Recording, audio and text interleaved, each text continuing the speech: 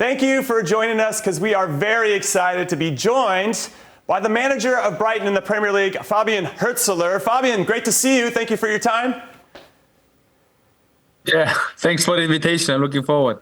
Okay, so after helping St. Pauli in the second Bundesliga get up to the top division in Germany for the first time in forever, you've come over to the Premier League to take over Brighton.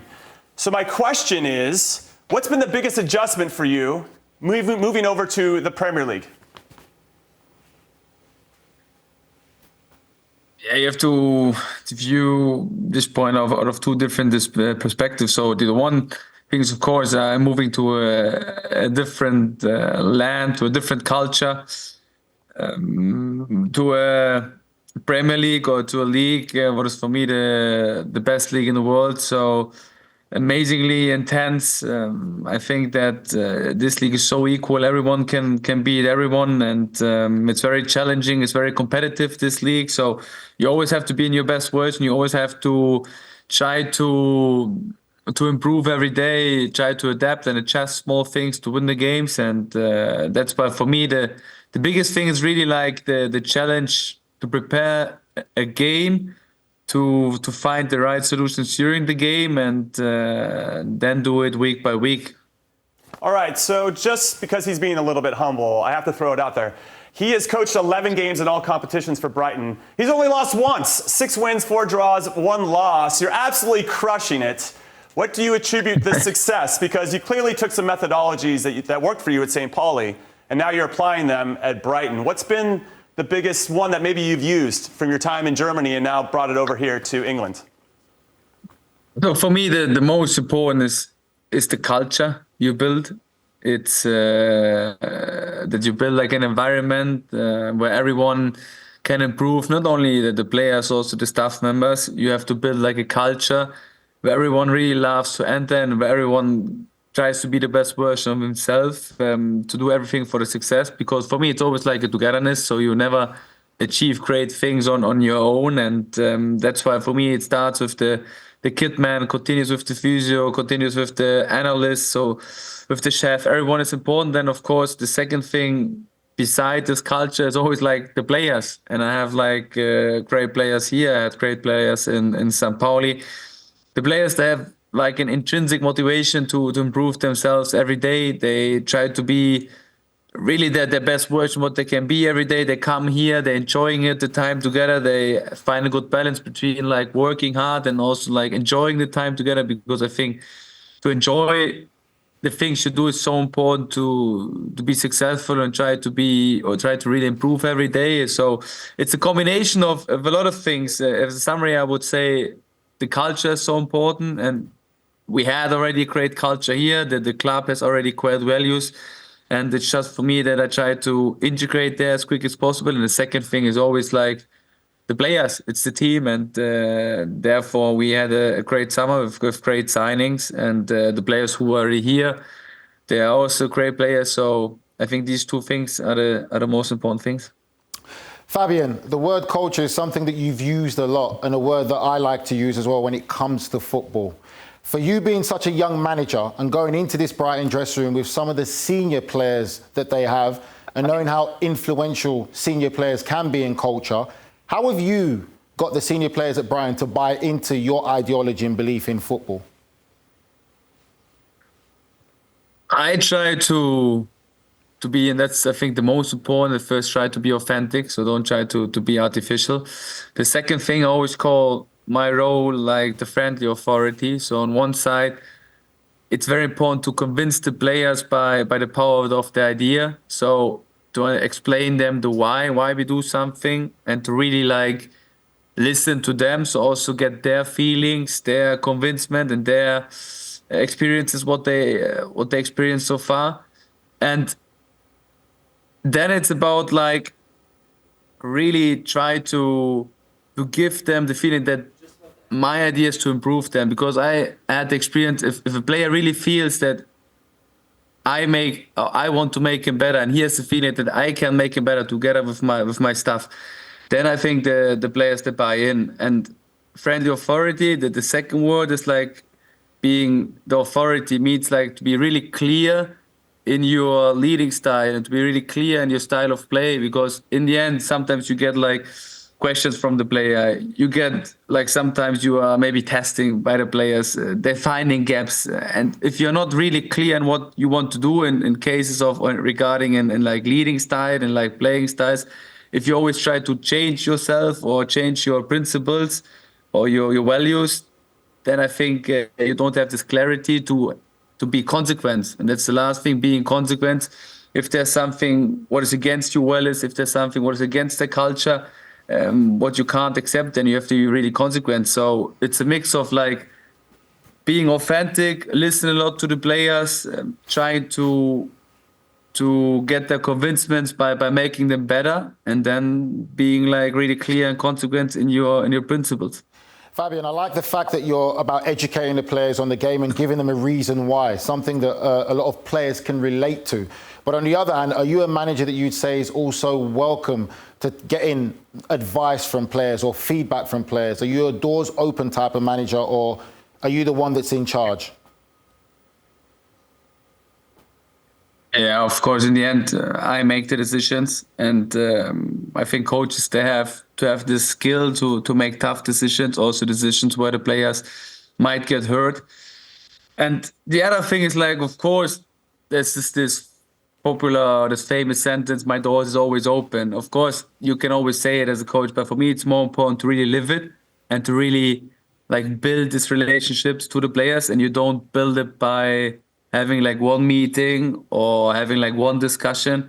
I think you build this relationship by do it continuously, by asking them for feedbacks, by asking them about their experiences, and then also try to give them the feeling that they really listen to it, because you can ask them, you can listen to them, but in the end, if you don't change anything, then I think they also won't be really that opening to you. So that's why it's like, for me, the most important is like building the relationship. And building a relationship is like in a normal life. If you want to build a relationship to a woman or to a man, you can't do it by one date or by second dates. You have to do it consistently. You have to do it 1 month, 2 months, and then I think you gain the trust, the belief from the person next to you, and then something can be built. Okay, that's a great answer and great life advice overall. But what we're trying to get to, Fabian, is James Milner, one of your players, is 7 years older than you. So we're just kind of wondering if he's acting like your dad at any point.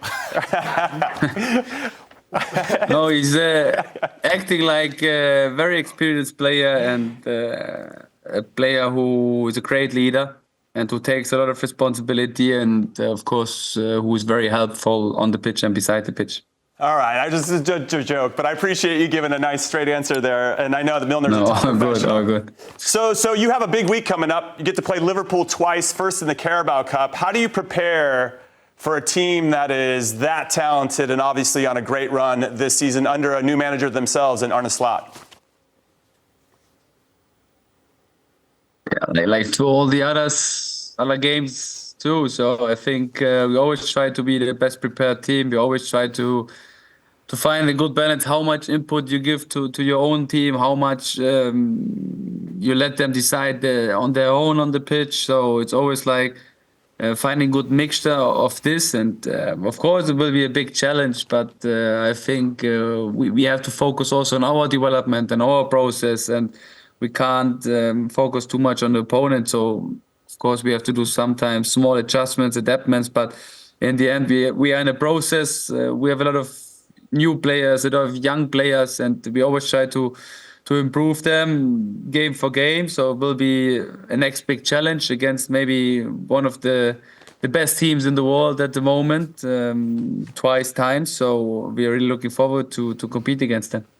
Fabian, you're at Brighton, a recognised Premier League club now who are showing tremendous ambition with the players that they're bringing in, and also a manager of your quality. What is the club's ambition this season and moving forward? And on the back end of that, for you more, what's your personal ambition? So, of course, the expectations and the ambitions are high. But honestly, the league, the Premier League, is so competitive, and I think we see it week for week that it's a big challenge to win a game in the Premier League. So it's very important to go this journey step for step, and don't look too much in the future. It's important to have ambitions. It's important to have a clear vision, because like visions give you always like an orientation where you want to go, and you give yourself a promise never to give up. But on the other side, it's so important to really go match for match, game for game, try to improve in every game. And I think that with the support from the fans, and it's a very, very big thing to make the Brighton fans proud. It's the first thing, with the support of the fans, with the belief from the club owner, with the belief from the CEO, from the responsible person, plus the potential we have in our squad, and we can play a season we remember, and that's the ambition. So for me, it's always not talking too much about it in the public, more show your ambitions by your behavior. No, I love that. Now, speaking of ambitions, you were born in Houston, Texas. You actually got called into a U20 U.S. men's national team camp at some point during your playing career. So after you've had a long, distinguished, illustrious career as a coach, would you ever consider coaching the U.S. men's national team? Wow. Wow. I'm just throwing it out there. I'm a former U.S. men's national team player myself, Nigel. Let him talk. Okay, sorry. I'm just excited to get his answer. Yeah, I'm still at the starting point of my career, and hopefully I can do this job for a long time, because honestly, it's my biggest passion, and I can't think about how my life would be without football. So let's see what the future will bring. But America is always in my head, and I love the culture there. I love the fact that the football there is growing, that the MLS, the quality of the MLS is getting better and better, and hopefully we will have a great tournament a great World Cup in 2026. Now I think we have a good new coach. Yes, we do. And hopefully he will give the team like great achievements. Fabian, just before we let you go, like Jimmy said, you've got USA, you've got Swiss and German heritage. What food wins? What food wins?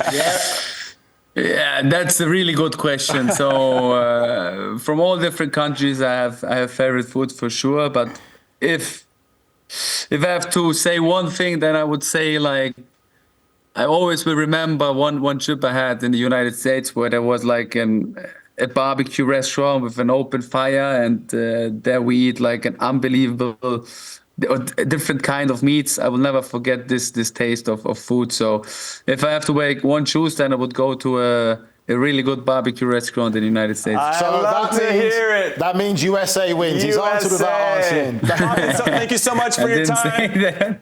Thank you so much for your time. Good luck against Liverpool in the Carabao Cup and throughout the rest of the season. Perfect. Thanks a lot. See you.